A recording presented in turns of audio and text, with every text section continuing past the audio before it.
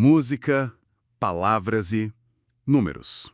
Bom, a gente usa os três todos os dias, mas raramente para pensar em como eles realmente se conectam. Exato. Será que são mundos separados, cada um na sua caixa? Ou são, no fundo, partes de uma mesma linguagem humana? É uma ótima pergunta. Hoje, a gente vai mergulhar num material que propõe uma ideia fascinante e até um pouco contraintuitivo, eu diria.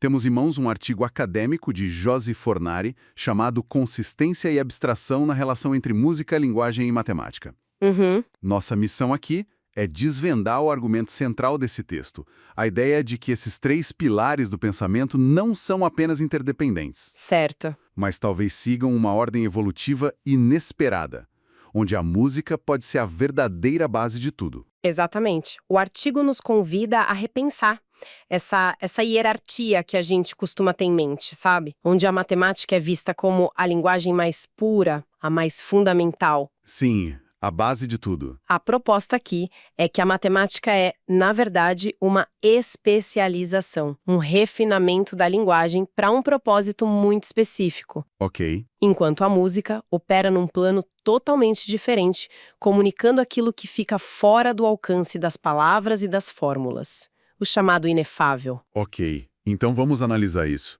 Para construir esse argumento, o autor começa com uma distinção que é a chave de tudo, né? Isso. A diferença entre quanta e qualia.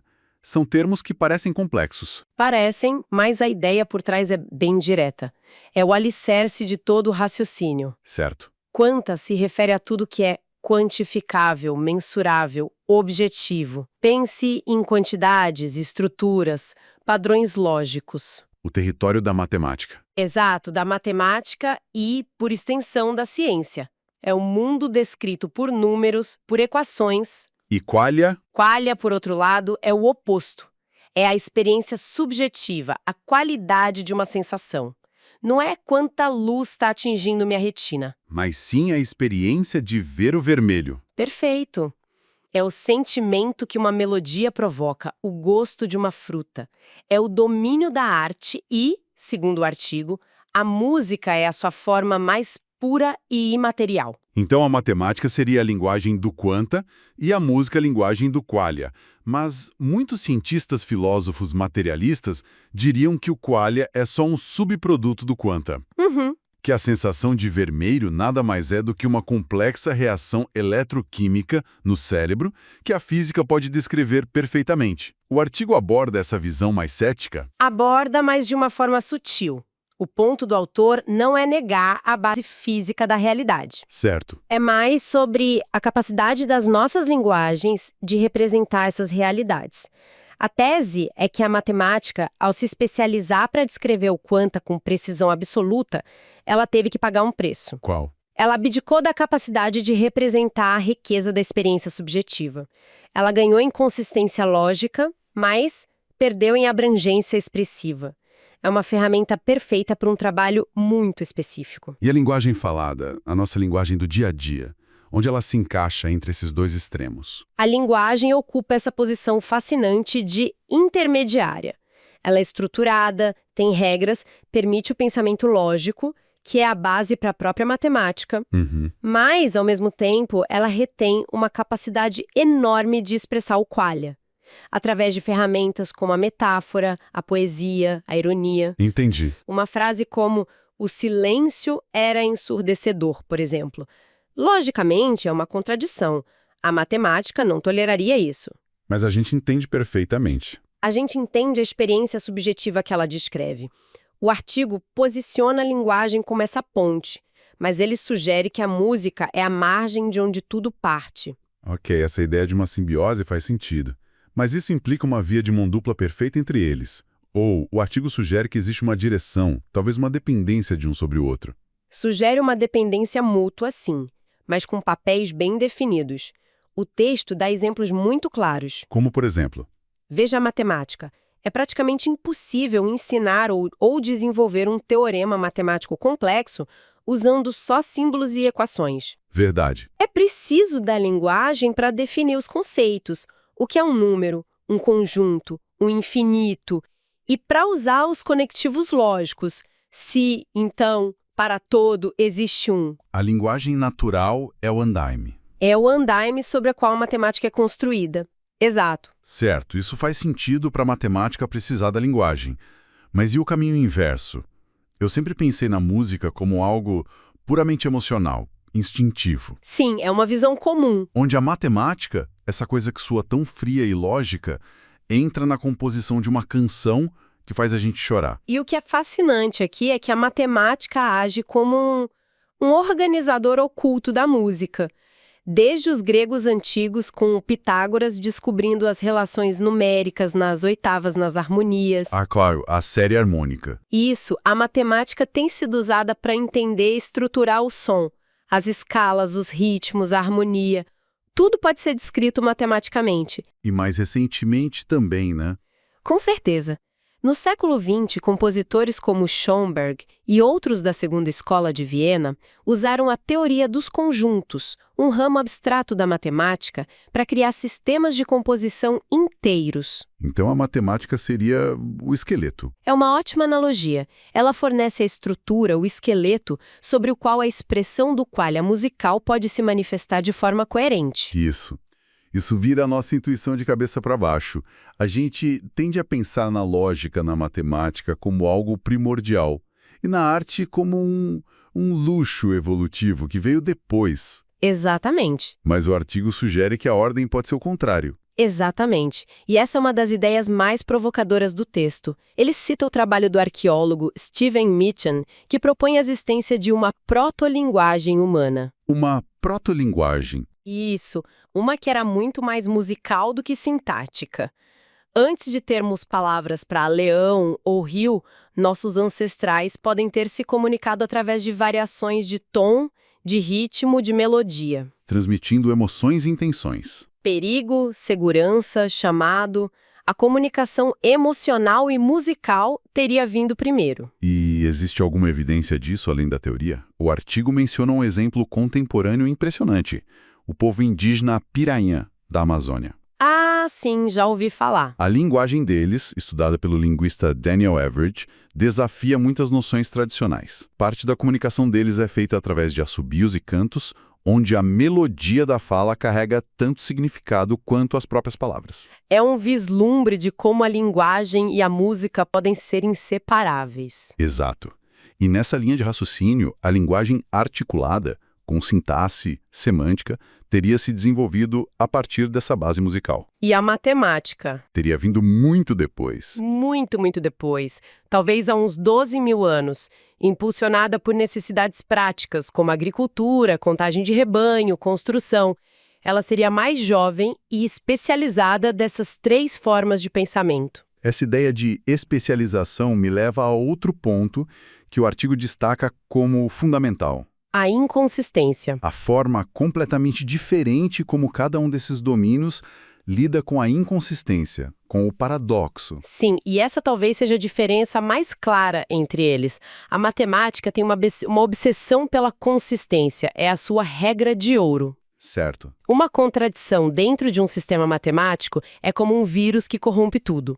O artigo dá o exemplo da equação x igual a x mais 1. Ok. Dentro da álgebra padrão, se você subtrai x dos dois lados, chega à conclusão de que 0 é igual a 1, o que é um absurdo. É o fim do sistema. Eita contradição.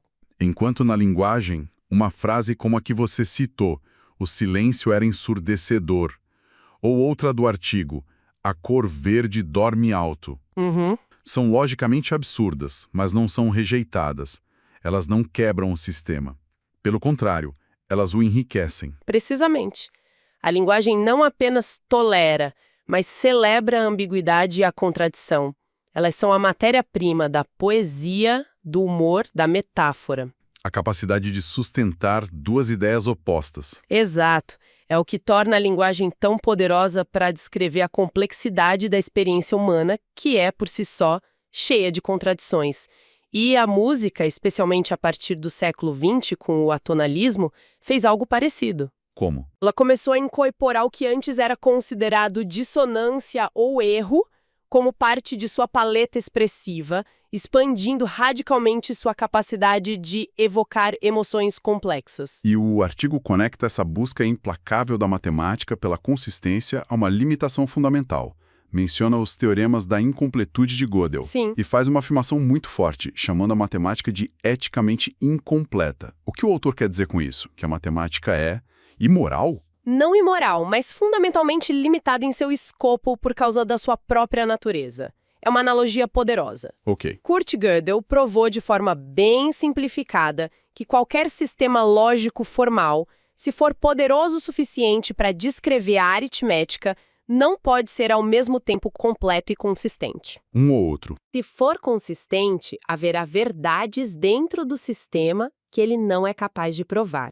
O artigo pega essa ideia revolucionária e a transpõe para um plano filosófico. Certo. Ele argumenta que ao se fechar para a bagunça da inconsistência, do paradoxo que definem a experiência humana, a matemática se torna inerentemente incapaz de descrever a vida em sua totalidade.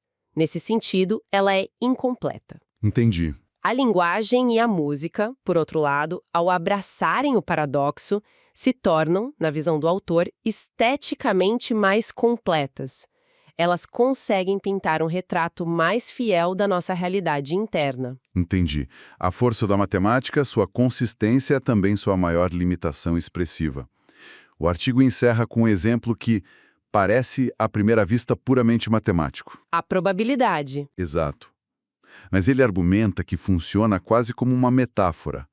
Probabilidade é matemática pura, não? Como algo tão rigoroso pode ser visto dessa forma? A provocação está justamente aí. A teoria da probabilidade, o cálculo em si, é um sistema matemático formal, rigoroso, consistente. Não há nada de ambíguo nas fórmulas. Então, onde está a metáfora? A questão metafórica não está na matemática, mas na interpretação que nós damos aos seus resultados quando os aplicamos ao mundo real. Isso me lembra a previsão do tempo, quando o aplicativo diz 70% de chance de chuva amanhã. Uhum. Não significa que vai chover 70% do dia, ou que 7 em cada 10 nuvens vão soltar água. É uma metáfora para a confiança dos meteorologistas no modelo matemático deles, certo? Exatamente esse ponto. É a aplicação da matemática para lidar com a nossa incerteza. E o significado desse 70% muda drasticamente dependendo da sua escola filosófica de probabilidade, algo que o texto menciona. Certo. Para um frequentista, 70% de chance significa que se a gente pudesse repetir as condições de hoje infinitas vezes, choveria em 70% delas. É uma definição baseada em frequência de longo prazo. O que é uma ideia bem abstrata, já que não podemos repetir o dia de amanhã. Exato. Já para um bayesiano, 70% de chance não é sobre frequência, mas sobre um grau de crença subjetiva. Sobre o estado do nosso conhecimento. Isso.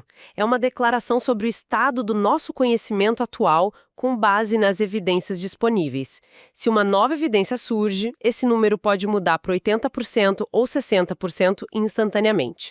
A matemática é a mesma, mas a interpretação, a narrativa que a gente constrói em torno do número muda completamente. Nesse momento, a matemática se aproxima da linguagem. Ela deixa de ser uma descrição literal da realidade e se torna uma ferramenta para raciocinar sobre o desconhecido, uma linguagem para falar sobre a dúvida. E isso aproxima muito mais do domínio da linguagem e de suas metáforas do que da certeza de que 2 mais 2 é igual a 4. Fantástico. Então, para amarrar essa análise tão rica do artigo, vamos recapitular os pontos centrais que a gente discutiu. Claro. O primeiro ponto é que a relação entre música, linguagem e matemática é de simbiose, não de hierarquia. Eles se apoiam mutuamente. Certo. O segundo é divisão de trabalho. A música se especializa em expressar o inefável, a experiência subjetiva do qualia. A matemática, por sua vez, busca a precisão e a consistência absolutas para descrever o mundo quantitativo, o quanta. E a linguagem atua como essa ponte crucial entre os dois mundos, com uma característica que a define: sua capacidade de lidar com a inconsistência, usando ferramentas como a metáfora para expressar a complexidade da experiência humana. Exatamente. A conclusão do autor é que entender essa dinâmica nos permite apreciar tanto o poder quanto os limites de cada disciplina. Exatamente. Reconhecer a dimensão cultural e humana por trás da aparente objetividade da matemática e, ao mesmo tempo, a estrutura e a lógica que podem existir por trás da expressão emocional da música. O artigo descreve a música de uma forma muito poética, como a terceira margem desse caudaloso rio da comunicação humana. Isso nos deixa com uma reflexão final. Se a música representa essa base expressiva, essa linguagem do qualia, que talvez anteceda até mesmo a lógica formal, como a crescente integração de inteligências artificiais na composição musical poderá alterar o que entendemos por arte? Uma boa pergunta. Se uma IA, que é em sua essência um sistema matemático e lógico, pode criar uma melodia que nos emociona, o que isso diz sobre a natureza do inefável? Estaríamos ensinando as máquinas a falar a linguagem da alma ou apenas descobrindo que a alma, no fundo, também opera com base em padrões que agora conseguimos calcular?